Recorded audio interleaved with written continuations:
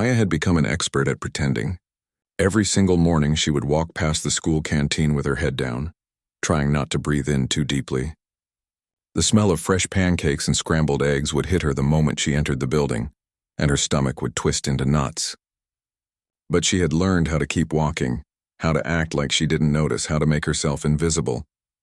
She was 12 years old, and this had been her routine for 3 whole years now. 3 years of empty mornings. 3 years of lying to everyone around her, including herself sometimes. The other kids would rush into the canteen laughing and pushing each other playfully as they grabbed trays and loaded them up with food. Maya would watch them from the corner of her eye as she walked past, her backpack clutched tightly against her chest. That backpack was always empty except for her books and a single pencil case. No lunchbox. No snacks, nothing. She had her escape route perfectly planned. The library opened 15 minutes before first period, and that's where Maya would go every morning. The librarian, Mrs. Patterson, was a kind woman who never asked questions. She would just smile and nod when Maya came in, and Maya would find her usual spot in the back corner behind the tall shelves where nobody could see her. Sometimes she would read. Sometimes she would just sit there, pressing her hand against her stomach, trying to make the hunger go away through sheer willpower. She had gotten pretty good at it over the years, or at least she thought she had. The worst part wasn't even the hunger itself. Maya had gotten used to that uncomfortable, gnawing feeling that never really went away. The worst part was pretending she wasn't hungry, pretending everything was fine, pretending she was just like everyone else. In class, when her stomach would rumble loud enough for the person sitting next to her to hear, Maya had her excuses ready. "I had a huge breakfast," she would say with a little laugh. "My stomach always does this when I eat too much." The lie came out smooth and easy now after so much practice. During lunch period, she had perfected another routine. She would take her empty backpack and head to the bathroom right when the lunch bell rang. She would stay there for exactly 7 minutes, then walk slowly to the library, timing it so she would arrive right when lunch was half over. By then, most kids were already in the canteen, and fewer people were around to notice that she wasn't eating. Sometimes a teacher would ask her why she wasn't having lunch. Maya had an answer for that too. "I eat at home right after school," she would explain. "My mom makes me a big meal then, so I'm not really hungry during lunch." Another lie. Another brick in the wall she had built around her secret. The truth was much harder to say out loud. The truth was that there was no money for school lunches. There was barely money for anything at all. Maya's mom worked 2 jobs, leaving before the sun came up and coming home long after Maya and her little brother were supposed to be asleep. Her dad had left 2 years ago, and he hadn't sent any money or even called since then. Her little brother Diego had asthma, and the medications he needed were expensive, really expensive. Maya had seen the bills stacked on the kitchen counter. She had heard her mom crying quietly in her bedroom late at night when she thought nobody was listening. She had watched her mom skip meals, claiming she wasn't hungry, putting the little food they had on Diego's plate in hers. That's when Maya had made a decision. She wouldn't be another problem. She wouldn't be another mouth asking for food, another person adding to her mom's stress. She would handle this herself, quietly, without bothering anyone. The school had a free lunch program. Maya knew about it. But signing up meant forms and questions and people knowing about their situation. It meant her mom finding out that Maya had been going without food. Her mom would feel terrible, guilty, heartbroken, and her mom already carried enough weight on her shoulders. So Maya kept her secret day after day, week after week, month after month, year after year. She had learned all sorts of tricks to make it easier. She would fill up her water bottle multiple times throughout the day. Water helped, at least a little bit. It made her stomach feel full for a few minutes, even though she knew it was just an illusion. She learned which water fountains had the coldest water, because cold water seemed to work better at quieting her stomach. She learned to drink slowly, making each sip last, because it gave her something to focus on besides the emptiness. In class, when the hunger got really bad and her head started to feel fuzzy, Maya would pinch her arm hard under her desk. The sharp little pain would wake her up, help her focus at least for a little while. She had small bruises up and down her arms from doing this, hidden beneath the long sleeves she always wore. Those long sleeves served another purpose too. Maya had started losing weight. Not quickly enough for anyone to really notice at first, but over 3 years it added up. Her clothes had started hanging loose on her frame. The sweaters and long sleeves hid how thin her arms had gotten, how her collarbones were starting to stick out, how her ribs were becoming visible. She told herself she was fine. She told herself lots of people were thin and it didn't mean anything was wrong. She told herself that she was strong enough to handle this. But there were moments when the mask would slip. Just a little bit.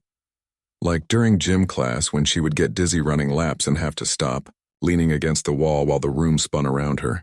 She would blame it on not sleeping well, on staying up late doing homework, on anything except the truth, or during science class, when they were learning about nutrition, and the teacher talked about how many calories a growing adolescent needed each day.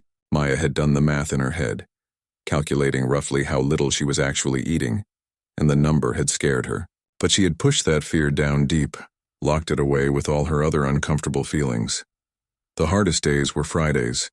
By Friday, she had made it through 5 days of school with minimal food, and the weekend stretched ahead of her like a desert. At least during the school week, there were distractions. Classes to focus on, friends to talk to, routines to follow.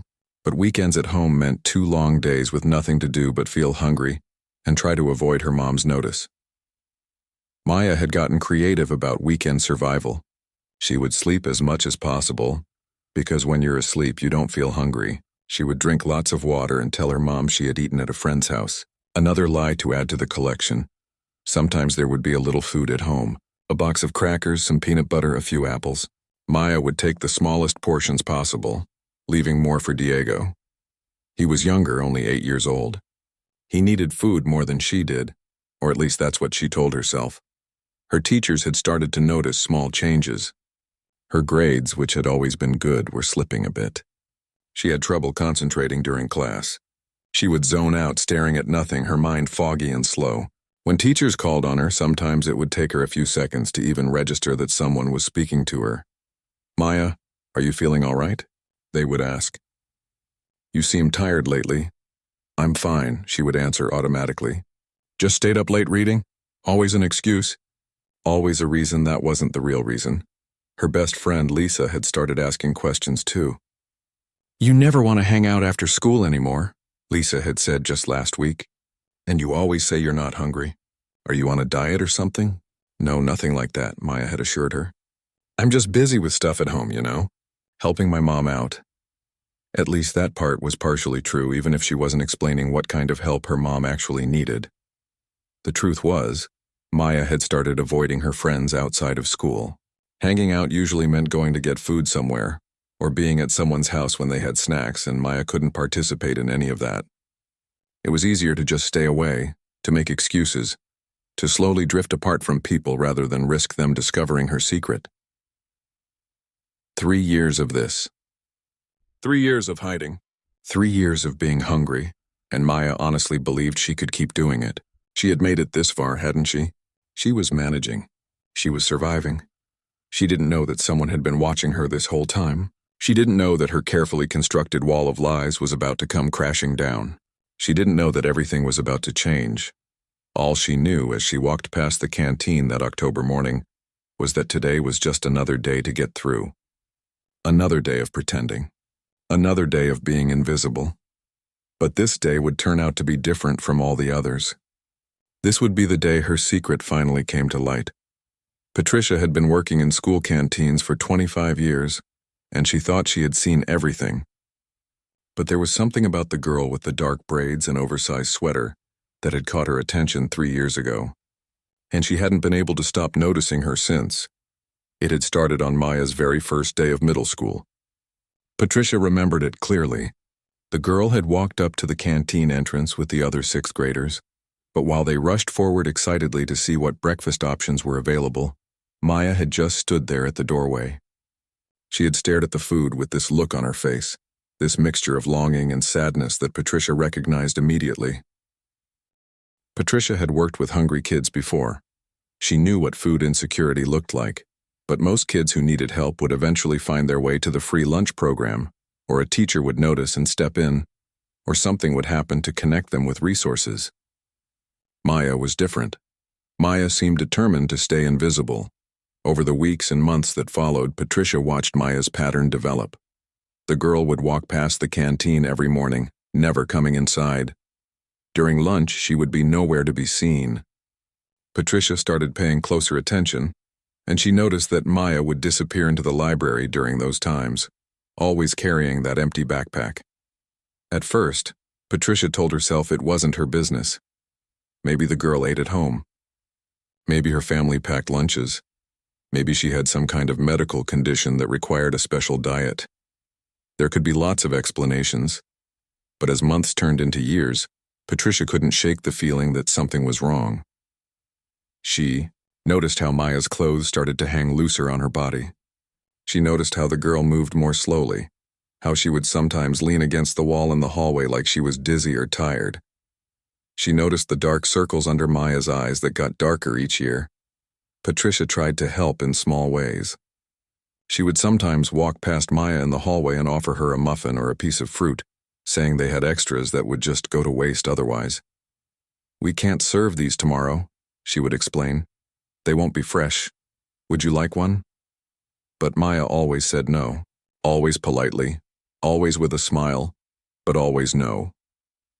"Thank you, but I'm not hungry right now," she would say. Or, "I'm actually allergic to that."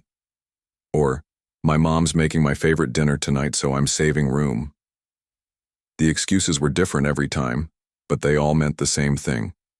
No, Patricia had tried talking to other staff members about her concerns. She had mentioned Maya to the school counselor carefully, without giving too many details. "There's a student I'm worried about," she had said. "I think she might not be eating properly." The counselor had asked for the student's name and said she would look into it, but nothing seemed to come of it. The counselor later told Patricia that without concrete evidence or without the student admitting there was a problem, there was only so much they could do. Privacy policies, parental rights, legal procedures.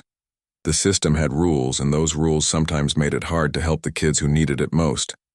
Patricia understood the reasons for those rules. She did, but it didn't make it any easier to watch a child go hungry day after day, knowing there was food right there in the canteen that could help her. If only she would accept it. She started keeping a mental log of Maya's behavior, trying to spot patterns or find some way to help that the girl might actually accept. She noticed that Maya always walked on the far side of the hallway, as far from the canteen as possible. She noticed that on days when they served pizza or burgers, things with strong smells, Maya would walk even faster, her head down, like she was trying to get past the temptation as quickly as possible. Patricia noticed that Maya had stopped participating in after-school activities. She used to be in the art club, but she had quit at the beginning of 7th grade. When Patricia had asked one of the art teachers about it, the teacher had said Maya told her she needed to go straight home after school to help her family.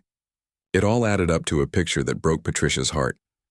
This was a smart kid, a good kid, a kid who should have been thriving.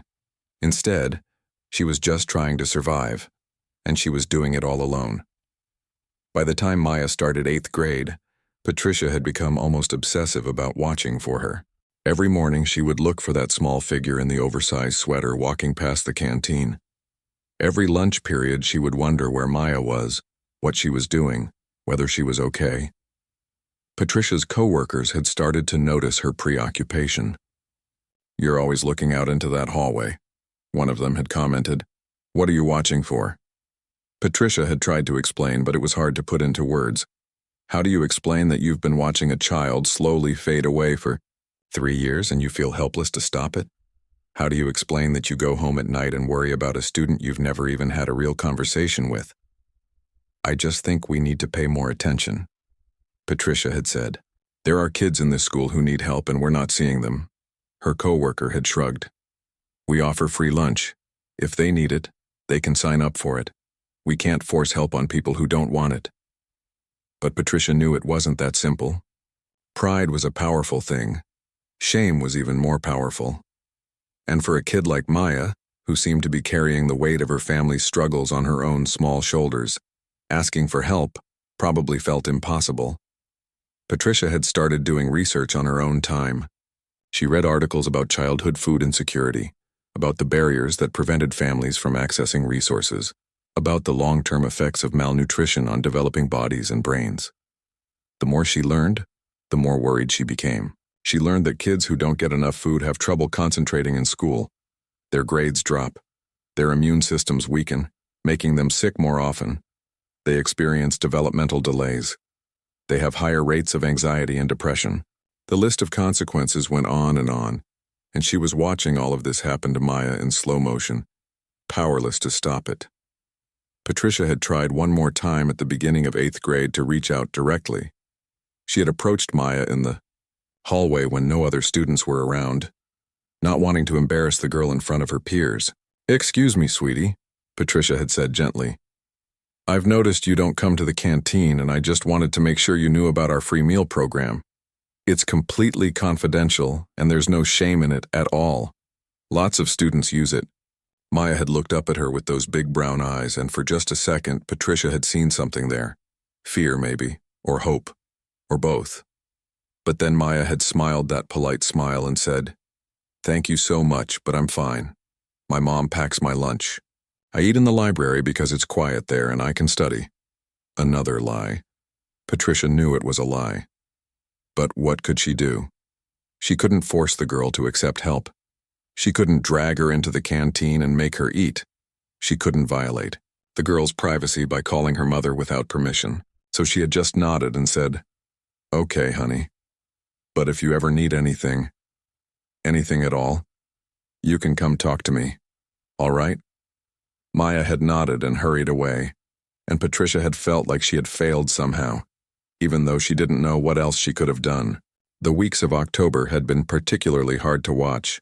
The weather had turned cold, and Maya's sweaters seemed even bigger on her now. Patricia had noticed that the girl was moving more slowly, sitting down more often, leaning against walls and lockers like she needed the support. And then came that rainy Tuesday morning that changed everything. Patricia was in the storage room behind the canteen, restocking supplies for breakfast service. The morning rush had just started, and she could hear students laughing and talking as they came in for their food.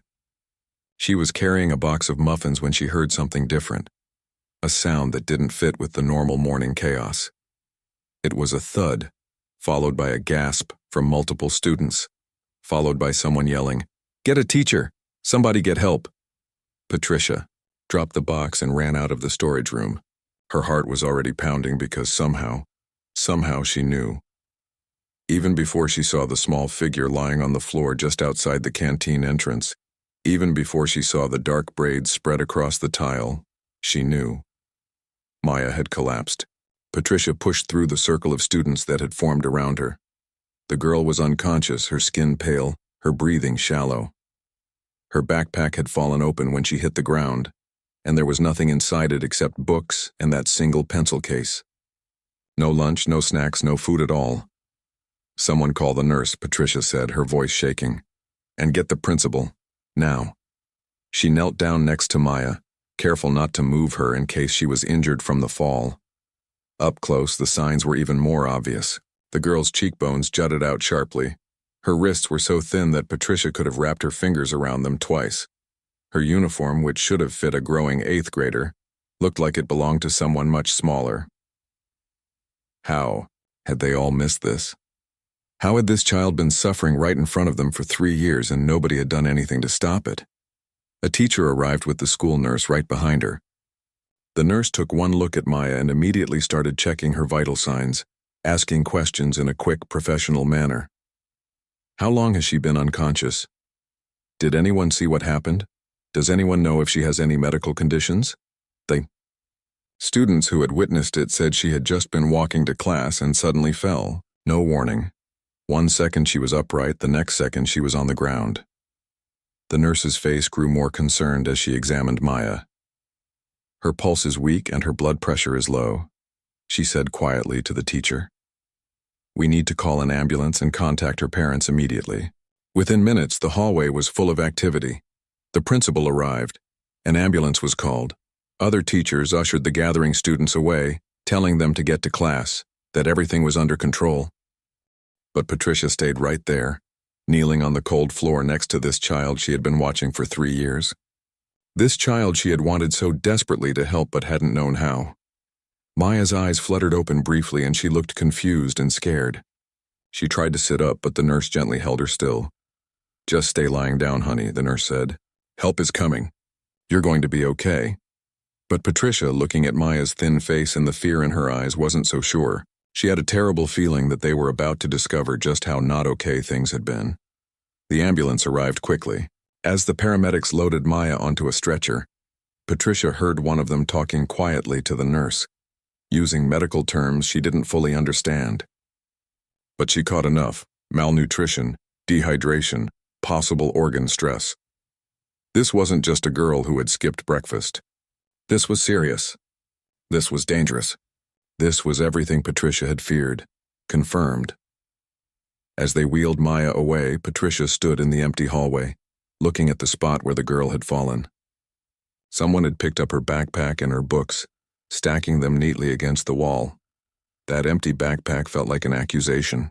They had all seen Maya carrying it every day for 3 years. Had anyone else noticed it was always empty? Had anyone else wondered why? Or had they all been too busy, too distracted, too willing to believe that everything was fine? Patricia made a decision in that moment. She didn't know what was going to happen next, but she knew one thing for certain. If Maya came back to this school, things were going to be different. She would make sure of it.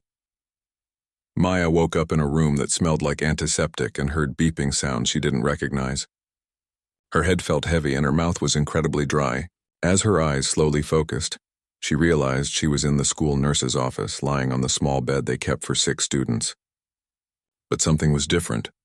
There was a tube in her arm connected to a bag of clear liquid hanging on a pole. And her mom was there. Her mom, who should have been at work, who never missed a shift because they needed every dollar, was sitting in a chair next to the bed holding Maya's other hand. And she was crying. That's when it all came crashing down on Maya. The memories of the morning, walking past the canteen, feeling dizzy, the floor rushing up to meet her. She had collapsed at school. In front of everyone, her secret was out. "Mama," Maya whispered, her voice cracking. "I'm sorry. I'm so sorry." Her mother squeezed her hand tighter, tears streaming down her face. "Don't you apologize," she said, her voice thick with emotion. "Don't you dare apologize. I'm the one who should be sorry. I should have known. I should have seen. Oh, my baby, I should have protected you." The school nurse, Dr. Morrison, was standing nearby with a concerned expression. She had kind eyes, but Maya could see worry in them. And something else. Sadness, maybe. "Maya," Dr. Morrison said gently, moving closer to the bed. "Can you tell me when you last had a full meal?" "And I mean a real meal, not just a snack or something small." Maya looked at her mom and then back at the nurse. What was the point of lying now? Everyone was going to find out anyway. "I don't remember," she admitted quietly. Maybe 2 days ago. There was some rice at home. I had a little bit." Her mother made a sound like she'd been punched in the stomach. 2 days? Maya, why didn't you tell me? "The money I left for your school lunches. I saved it," Maya said, tears starting to spill down her own cheeks now. "I put it in the emergency fund envelope. I thought we needed it more for other things. For Diego's medicine. For the rent. I thought I was helping." "Oh, sweetheart, no." Her mother was sobbing now. "You should never have had to do that. You're 12 years old. You're supposed to be worried about homework and friends, not about keeping the lights on." Dr. Morrison had been taking notes, but now she set her clipboard aside. "Mrs. Rodriguez," she said softly, "I need to be straight with you. Maya is severely malnourished and dehydrated. Her blood pressure is dangerously low, and I'm concerned about possible effects on her heart and other organs. We've got her on an IV now to get fluids into her, but she needs to be seen by a doctor at the hospital. I've already called for an ambulance." "The hospital?" Maya's mom looked panicked. "But we don't have... the insurance doesn't..." "We'll figure that out later," Dr. Morrison interrupted gently. "Right now, your daughter needs medical care. That's what matters." The door opened and Principal Anderson walked in. He was a tall man with gray hair and usually had a stern expression, but right now he just looked sad and tired. He glanced at Maya, then at her mother, then back at Dr. Morrison. "How is she?" he asked. "She needs to get to the hospital," the nurse replied. "The ambulance should be here soon." Principal Anderson nodded. He pulled up another chair and sat down, which surprised Maya. Principals didn't usually sit with students in the nurse's office. "Mrs. Rodriguez," he said, "I want you to know that we're going to help your family in any way we can. I've already been on the phone with our district office and with some community organizations. There are resources available, and we're going to make sure you're connected with all of them. Maya's mother wiped her eyes. I work 2 jobs, she said, her voice defensive. I work as hard as I can. But after my husband left and with Diego's asthma, the medical bills just kept piling up. I thought I was doing enough. I leave money for the kids. I didn't know Maya wasn't. She couldn't finish the sentence. She just cried harder. This isn't about blame, Principal Anderson said firmly. This is about a system that failed your family. A system that failed Maya. We have a free lunch program, but clearly something prevented your daughter from accessing it. That's on us. We need to do better. The ambulance arrived 15 minutes later. As the paramedics prepared to transport Maya to the hospital, Principal Anderson stepped outside with them and had a quiet conversation. Maya couldn't hear what he was saying, but she saw him hand something to one of the paramedics. Money, maybe? She wasn't sure. At the hospital, things happened quickly. Doctors came and went, asking questions, running tests, hooking Maya up to more machines. They used words she didn't understand.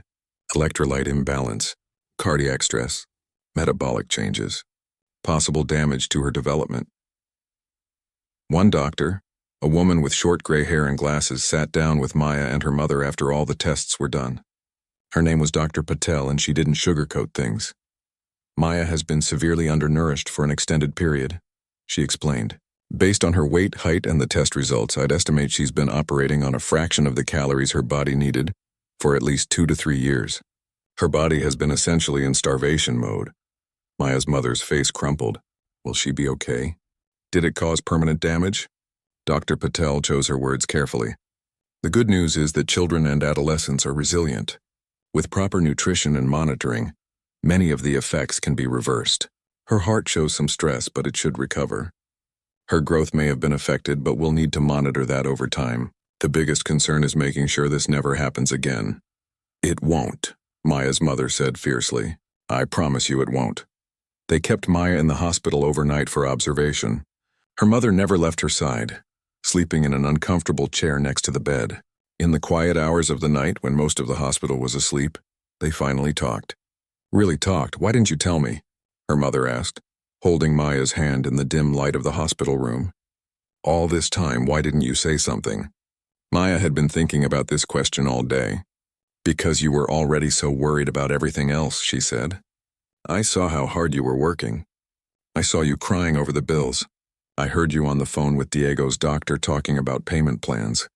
I thought I could handle it. I thought I was being strong. Oh, baby. Her mother stroked Maya's hair. You were being strong. Too strong. You were trying to carry things that no child should ever have to carry. But strength isn't about suffering alone. Strength is knowing when to ask for help. I was ashamed, Maya admitted.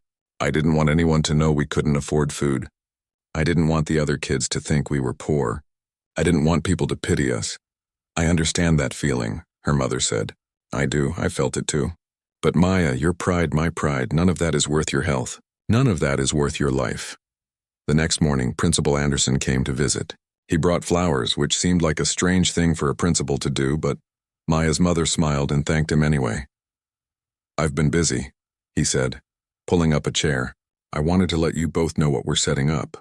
First, Maya is enrolled in our free breakfast and lunch program, effective immediately. No applications, no waiting period, no questions asked.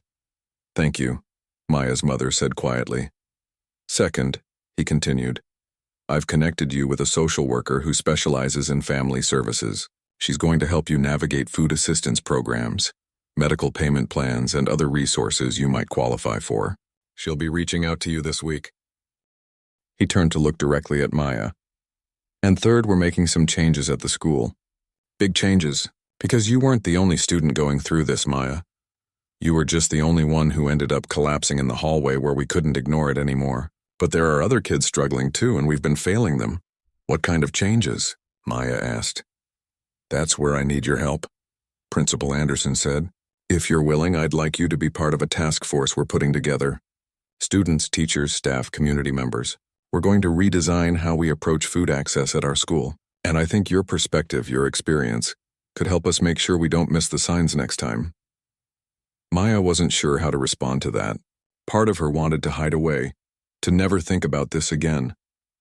But another part of her, the part that had seen the fear in her mother's eyes, the part that had felt herself getting weaker day by day. That part knew Principal Anderson was right. There were probably other kids at school going through the same thing she had. Kids who were hungry right now, today, and who were too scared or too proud to ask for help. "Okay," she said finally. "I'll help." Over the next few days, as Maya recovered at home, the full story came out piece by piece. Her mother learned about the 3 years of empty mornings, the dizzy spells in gym class, the constant headaches that Maya had blamed on not sleeping well. She learned about the water bottle trick, about hiding in the library during lunch, about all the elaborate lies Maya had constructed to hide the truth. And Maya learned things too. She learned that her mother had been setting aside money for school lunches, not knowing Maya was saving it instead. She learned that her mother had been skipping meals herself for the past 2 years, trying to stretch their limited food budget to cover both kids. She learned that Diego knew something was wrong but hadn't known how to help his big sister. They cried together. They talked for hours, and slowly, painfully, they started to heal. On Thursday afternoon, there was a knock on their apartment door. When Maya's mother opened it, Patricia from the school canteen was standing there holding several large grocery bags. "I hope you don't mind," Patricia said, looking a bit nervous. "Some of us at the school took up a collection. We wanted to help." Maya's mother started to protest, to say they couldn't accept it, but Patricia held up her hand. "Please," she said, "let us do this. I've been watching Maya for 3 years, and I tried to help, but I didn't try hard enough. I should have pushed harder. I should have done more. Let me do this now." Maya's mother's shoulders sagged, and she nodded, accepting the bags. As Patricia was leaving, she turned back. "Maya," she said, "when you come back to school, I want you to know something. The canteen is going to be different, better, and you had a big part in making that happen just by being brave enough to survive. I hope you'll come see what we're building." After she left, Maya helped her mother put away the groceries. There was more food than they'd had in their apartment in months. Maybe years. Rice, beans, pasta, canned vegetables, fruit, bread, peanut butter, cereal, milk. Simple things, but to them, it looked like abundance. That night, for the first time in 3 years, Maya ate dinner without feeling guilty about it. She ate until she was full, and then she ate a little more, and nobody told her to stop.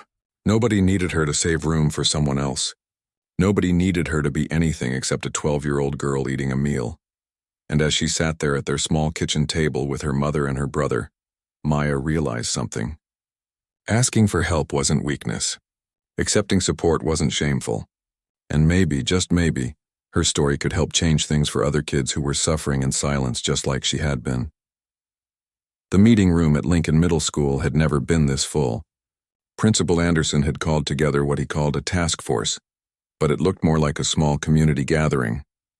There were teachers, canteen staff, the school counselor, a few parent volunteers, representatives from the local food bank, and someone from a non-profit organization that worked with families in need. And there was Maya. She sat between her mother and Patricia, feeling nervous but also strangely calm. It had been a week since her collapse, and she was still recovering. The doctors had given her a strict meal plan to follow, and her mother had taken a temporary leave from one of her jobs to make sure Maya was eating properly and rebuilding her strength. Principal Anderson stood at the front of the room, and when he started speaking, his voice was serious but not stern. He sounded more sad than anything else. "Thank you all for coming," he said. "I've called this meeting because we failed. As educators, as administrators, as a community, we failed one of our students. For 3 years, a child in our care went hungry, and we didn't do enough to help her. That's not acceptable. That can never happen again." He gestured toward Maya. "Maya has agreed to share her experience with us, which is incredibly brave. But I want to be clear, this isn't about placing blame on anyone. This is about learning from what happened and building something better, something that ensures no child falls through the cracks the way Maya did." Maya took a deep breath. She had agreed to do this, but now that the moment was here, it was harder than she expected. All these adults were looking at her, waiting to hear her story. "I don't really know where to start," she said quietly. "I guess I should explain why I didn't ask for help." And so she told them. Not everything, not all the painful details, but enough. She told them about the shame she felt about her family's financial situation. She told them about the fear that if she applied for free lunch, somehow it would make things harder for her mother. She told them about the forms that seemed too complicated, the questions that seemed too invasive, The feeling that accepting help meant admitting failure. I knew there was a free lunch program, Maya said. Everyone knew about it. But signing up meant admitting out loud that we needed it. It meant people knowing our business.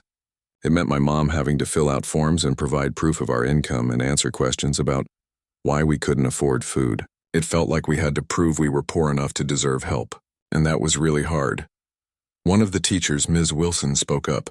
But Maya, you could have just told a teacher privately. We would have helped you. Maya looked down at her hands. I know that now. But when you're living it, when you're in the middle of it, you don't think clearly. Every day I would tell myself I just needed to get through that day. Just make it to tomorrow. And then tomorrow would come and I'd tell myself the same thing. I kept thinking things would get better on their own. That my mom would get a raise or my dad would send money or something would change. It sounds silly now, but that's how I thought. Patricia leaned forward. It's not silly, she said firmly. I've worked with hungry kids for 25 years and I've seen this pattern over and over. The kids who need help the most are often the ones least likely to ask for it. The system we have in place assumes that people will self-identify and seek out help. But that's not how it works in the real world. So what do we do? Asked Mr. Chen, one of the math teachers. How do we fix this? Principal Anderson pulled out a folder thick with papers. I've been doing research, he said. There are schools around the country that have implemented different approaches. I've been talking to administrators, reading studies, looking at what works and what doesn't. And I've been listening to Patricia, who has more ideas in her head than any educational expert I've talked to. Patricia looked surprised but pleased. I've kept notes over the years, she admitted. Every time I saw a problem, I would think about possible solutions. I just never thought anyone would want to hear them. I want to hear all of them, Principal Anderson said. Starting now. For the next 2 hours, the group talked and brainstormed and debated.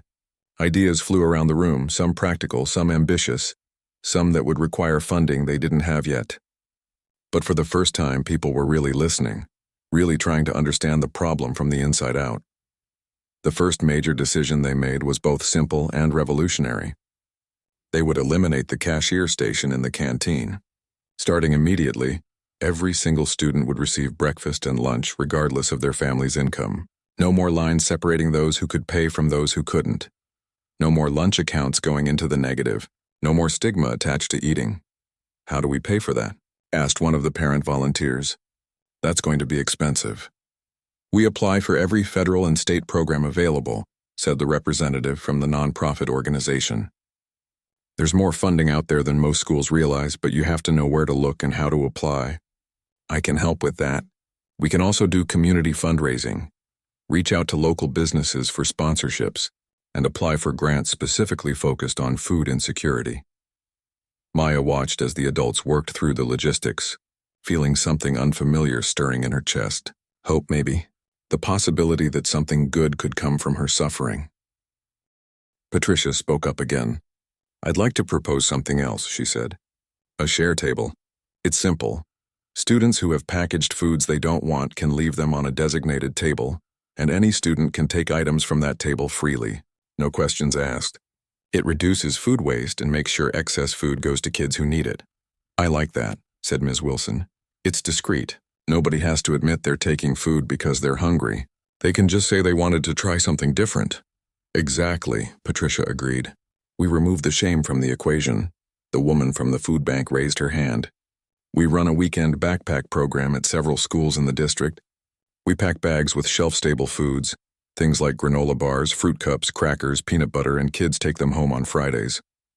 It helps bridge the gap over the weekend when they don't have access to school meals. Maya's mother spoke for the first time. That would have helped us so much, she said quietly. Weekends were the hardest. At least during the school week, Maya was around other people, there were distractions. But weekends at home with no food, that was really hard on both my kids. Then we'll implement it, Principal Anderson said. What else? The ideas kept coming. Extend the canteen hours so it was open before school started and after school ended, giving students more opportunities to access food.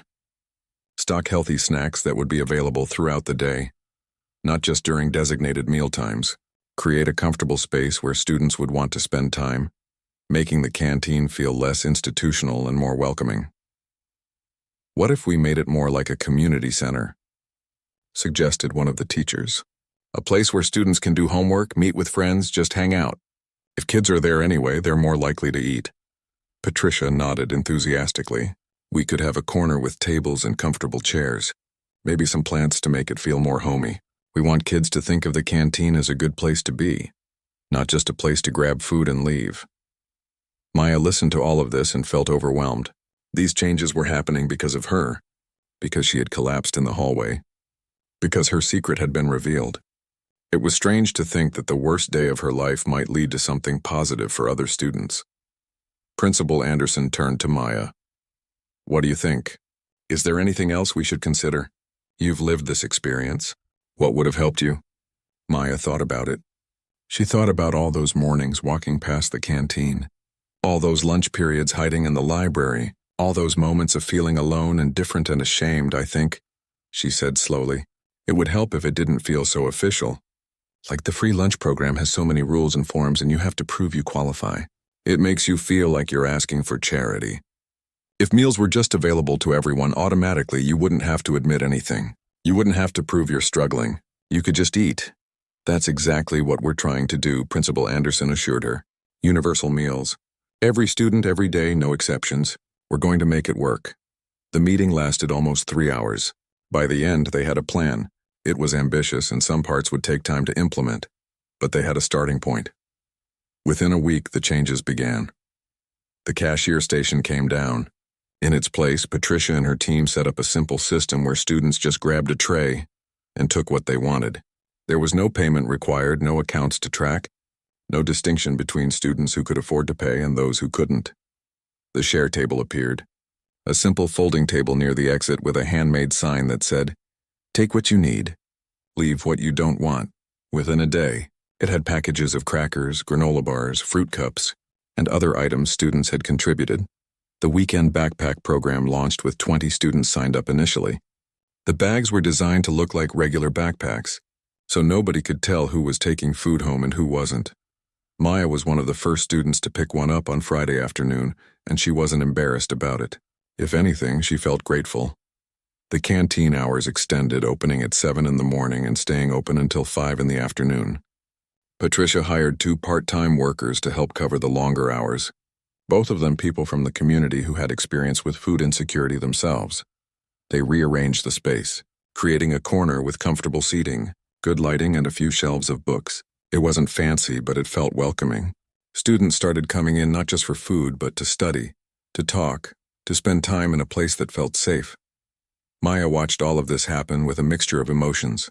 She was glad that changes were being made. She was hopeful that other students wouldn't have to go through what she had gone through, but she was also dealing with her own recovery, both physical and emotional. Eating regularly was harder than she expected. Her stomach had shrunk after years of minimal food, and sometimes eating a full meal made her feel sick. The doctors had warned her this might happen, that she needed to increase her food intake gradually. It was frustrating, but she was learning to be patient with herself. Going back to school after being out for 2 weeks was terrifying. Maya worried that everyone would stare at her, that they would whisper about her, that she would be defined by what had happened. And some kids did stare, at least at first. But then something unexpected occurred. Other students started sharing their own stories. Quietly, privately, they would come up to Maya and tell her that they understood, that their families struggled too, that they had been scared to ask for help, that they were grateful for the changes being made. "I've been eating crackers for lunch for the past 6 months," one girl told Maya in the library. "My parents both lost their jobs and we've been living with my grandma. I was so embarrassed about it, but now with the free lunch program, I can actually eat real food. Thank you." Maya didn't know what to say.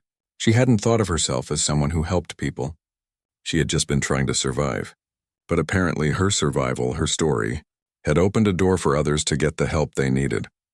Principal Anderson invited Maya to be part of weekly meetings, where they discussed how the new programs were working and what could be improved.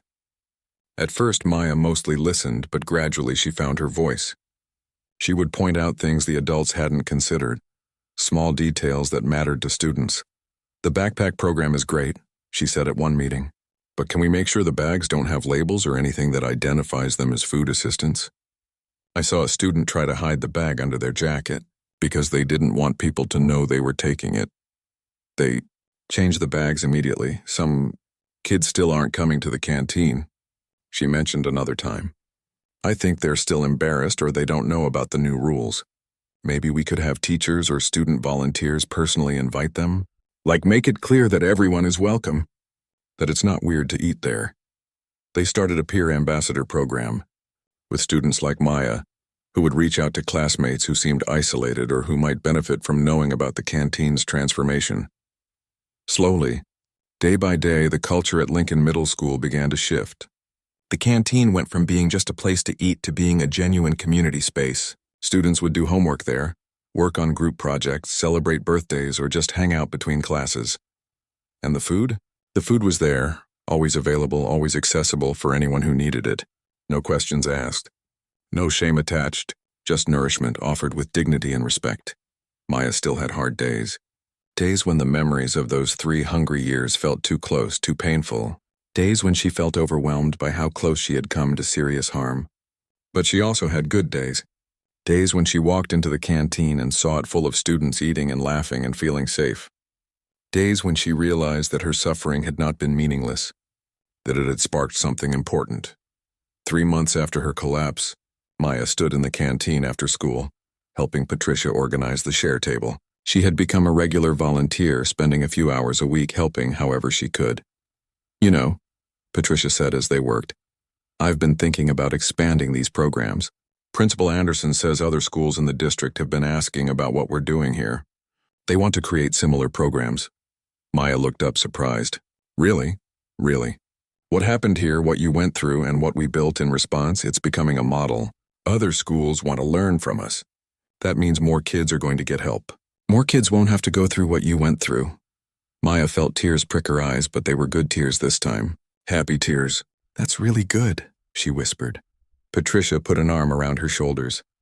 You did this, you know. You survived 3 years of something that would have broken a lot of adults. And then you were brave enough to share your story, to help us understand what went wrong and how to fix it. You should be proud. Maya wasn't sure if proud was the right word, but she did feel something. Purpose, maybe. The sense that her pain had transformed into something meaningful. That was enough. 6 months had passed since that October morning when Maya collapsed outside the canteen. 6 months that had transformed not just her life, but the entire school community in ways nobody could have predicted. Maya stood in front of the bathroom mirror before school, looking at her reflection. She had gained back most of the weight she'd lost, and her face no longer looked hollow and pale. Her clothes fit properly now. The dark circles under her eyes had faded. She looked healthy. She looked like a normal 13-year-old girl getting ready for another day at school. But she wasn't the same person she'd been 6 months ago. She couldn't be after everything that had happened. The school board had called a special meeting to discuss expanding Lincoln Middle School's canteen program to all schools in the district. Principal Anderson had asked Maya if she would be willing to speak at the meeting, to share her story with the board members and help them understand why these programs mattered. She had said yes. Of course she had said yes. But now as the meeting approached, she felt nervous. Speaking to the task force at her own school had been hard enough. But this was different. These were important people who made decisions for thousands of students. What if she said the wrong thing? What if she couldn't explain it properly? What if they didn't listen? Her mother came to the door of the bathroom. You ready, baby? We need to leave soon. Maya nodded, taking one last look at herself in the mirror. She had written out what she wanted to say, practiced it dozens of times, but she knew that when the moment came, she might throw away the prepared speech and just speak from her heart. Sometimes that was the only way to make people really understand. The school board meeting room was intimidating. There was a long table at the front where the board members sat, and rows of chairs for the public. The room was already filling up when Maya and her mother arrived. Patricia was there, along with Principal Anderson and several teachers from Lincoln Middle School. There were also reporters from the local newspaper and even a television news crew. Maya hadn't expected that. Nobody had mentioned reporters. Don't worry about them, Principal Anderson said quietly when he saw her nervous glance toward the cameras. Just speak your truth. That's all you need to do. The meeting started with routine business, things Maya didn't really understand about budgets and policies and procedures. But then they got to the main item on the agenda, Proposal to expand universal meal programs district-wide. Principal Anderson went first. He talked about the statistics, the research, the proven benefits of ensuring students had reliable access to nutritious food. He showed charts and graphs demonstrating how test scores at Lincoln had improved in just 6 months, how disciplinary issues had decreased, how attendance had gotten better. But numbers only tell part of the story, he said, looking directly at the board members. To really understand why this program is so critical, you need to hear from someone who lived the reality of food insecurity. I'd like to invite Maya Rodriguez, an 8th grade student at Lincoln Middle School, to share her experience. Maya walked to the front of the room on shaky legs. Someone had set up a microphone at a podium and she had to adjust it down to her height. She looked out at all the faces staring at her, waiting to hear what she had to say. For a moment her mind went blank and she couldn't remember any of the words she had practiced. Then she saw her mother in the front row, smiling encouragingly. She saw Patricia giving her a thumbs up. She saw Principal Anderson nodding at her, telling her silently that she could do this. Maya took a deep breath and began to speak. My name is Maya Rodriguez, and for 3 years, I came to school hungry every single day. Not just a little hungry, like when you miss breakfast and your stomach rumbles during first period. I mean really hungry. The kind of hungry that makes your head hurt and your hands shake and the whole world feel fuzzy around the edges. She paused, letting that sink in. The room was completely silent. I knew there was a free lunch program. Everyone knew about it. But I didn't sign up because I was ashamed. Because signing up meant filling out forms that asked about my family's income. Meant proving that we were poor enough to deserve help. Meant people knowing our business. It felt like I had to stand up in front of everyone and announce that my family was struggling. And I couldn't do that. I just couldn't. Maya glanced at her notes, but she didn't need them anymore. The words were flowing now, coming from somewhere deep inside her. So I hid it instead. I got really good at pretending everything was fine. I would walk past the canteen every morning and act like I wasn't hungry. I would hide in the library during lunch and tell people I'd already eaten. I wore big sweaters to hide how thin I was getting. I lied to my teachers, my friends, my mom. I lied to everyone, including myself. She saw one of the board members lean forward, paying close attention now. I did this for 3 years. 3 whole years of my life. And you know what I was doing during those 3 years? I was failing. Not at school, my grades were okay. But I was failing at being a kid. I couldn't concentrate in class because I was too dizzy. I couldn't play sports because I didn't have energy. I couldn't hang out with my friends after school because that usually meant going somewhere with food. And I couldn't afford it and didn't want them to know. Maya's voice cracked a little, but she kept going. I lost 3 years of just being a normal kid who worries about homework and crushes and stupid stuff that doesn't really matter. Instead, I spent those years worrying about how to make it through another day without anyone noticing I was starving. That's not okay. No kid should have to do that ever. She looked directly at the board members now, making eye contact with each one. The reason I'm standing here today is because I collapsed at school 6 months ago. My body just gave up because I hadn't been feeding it properly for so long. I ended up in the hospital and the doctors said if I had kept going like that much longer, I could have had serious damage to my heart and other organs. I could have died, a murmur went through the crowd. One of the reporters was writing frantically in a notebook. But here's the thing. I'm one of the lucky ones. I survived. Someone found me when I collapsed. I got help. But how many other kids are out there right now today, hiding their hunger just like I did? How many are suffering in silence because they're too ashamed or too scared to ask for help? Maya pulled out a piece of paper with some numbers Principal Anderson had helped her research. Studies show that 1 in 6 children in our district faces food insecurity. That means in a school of 600 students, 100 of them don't have reliable access to enough food. 100 kids just like me, trying to learn and grow and be normal while their stomachs are empty and their bodies are struggling. She set the paper down and spoke from her heart now. The changes at Lincoln Middle School saved my life. Not just literally, though that's true, but they saved me in other ways too. The canteen isn't just a place to eat anymore. It's a place where everyone is welcome, where there's no shame in needing food, where students feel safe and supported. It's become the heart of our school. Maya described the universal meal program, the share table, the weekend backpack program, the extended hours, the comfortable space where students could gather. She talked about how the culture had shifted, how students who had been isolated and struggling were now thriving. But most importantly, she said, these programs work because they remove the shame. When everyone gets free meals, nobody has to admit they need help. When the canteen is a welcoming community space, nobody feels like a charity case for being there.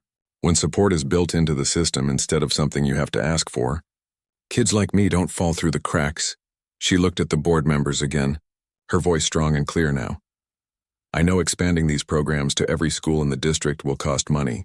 I know budgets are tight, and there are a lot of competing priorities.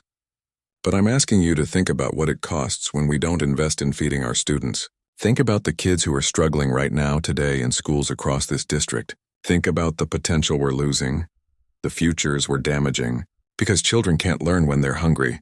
Maya paused, gathering her thoughts for her closing statement. I'm just one kid, one student who got lucky enough to survive her hunger and brave enough to share her story. But there are hundreds, maybe thousands of kids in our district who have similar stories. Kids who are hiding their hunger, carrying secrets that are too heavy for children to bear.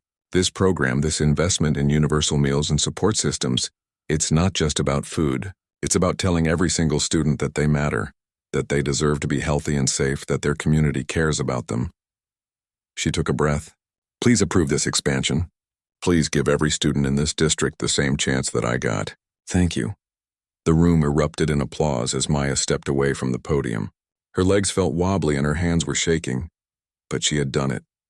She had told her story to the people who could make a difference. The board members asked questions, discussed logistics, debated costs and implementation timelines.